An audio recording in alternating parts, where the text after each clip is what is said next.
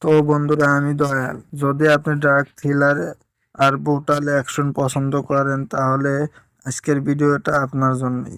কারণ আজ আমরা কথা বলবো বহুল আলোচিত সিনেমা রাক্ষস, যেখানে প্রধান চরিত্রে আছেন শ্যাম আহমেদ। রাক্ষস এই সিনেমাটা আপনাকে একদম শুরু থেকে শেষ পর্যন্ত টেনশনে রাখবে। রাক্ষস একটি ডার্ক থ্রিলার ও সাইকোলজিক্যাল অ্যাকশন ঘরানার সিনেমা। এখানে আমরা এমন এক চরিত্রকে দেখি যার ভেতরে লুকিয়ে আছে ভয়ঙ্কর এক রূপ, একজন মানুষ নাকি আসলেই রাক্ষস। গল্পটা শুরু হয় এক রহস্যময় শহরকে ঘিরে, যেখানে হঠাৎ করে কিছু ভয়ঙ্কর ঘটনা ঘটতে থাকে। মানুষ একে একে নিখোঁজ হচ্ছে, আর যাদের খোঁজ পাওয়া যাচ্ছে তাদের অবস্থা দেখলে গা শিউরে ওঠার মতো।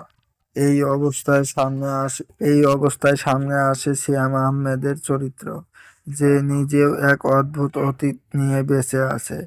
কিন্তু আসল প্রশ্ন হলো, সে কি এই রহস্যের সমাধান করবে, নাকি সে নিজেই এই অন্ধকারের অংশ হয়ে থাকবে? এই সিয়া- এই সিনেমায় তার ক্যারিয়ারের অন্যতম সেরা পারফরমেন্স দিয়েছে। তার এক্সপ্রেশন, ডায়লগ ডেলিভারি আর অ্যাকশন সবকিছুই ছিল একদম নেক্সট লেভেলের। সাপোর্টিং কাস্টও ভালো কাজ করেছে, বিশেষ করে ভিলেন চরিত্রটা ছিল ভয়ঙ্কর এবং ইম্প্যাক্টফুল। পরিচালক সিনেমাটাকে যেভাবে ডার্ক টোনে উপস্থাপন করেছেন সেটা সত্যি প্রশংসনীয়। সিনেমাটোগ্রাফি একদম Hollywood style vibe, background music tension বাড়িয়ে দেয়, প্রতিটা সিনে অ্যাকশন সিকোয়েন্স এর এবং ব্রুটাল ছিল। পজিটিভ এবং নেগেটিভ দিক দিয়ে যদি বলি, শ্যামের দুর্দান্ত অভিনয়, ডার্ক ও ইউনিক গল্প, ভিজুয়াল এবং কালার গ্রেডিং অসাধারণ। নেগেটিভ দিক যদি বলি, কিছু জায়গায় গল্প একটু স্লো লাগে, কি সব দর্শকের জন্য না।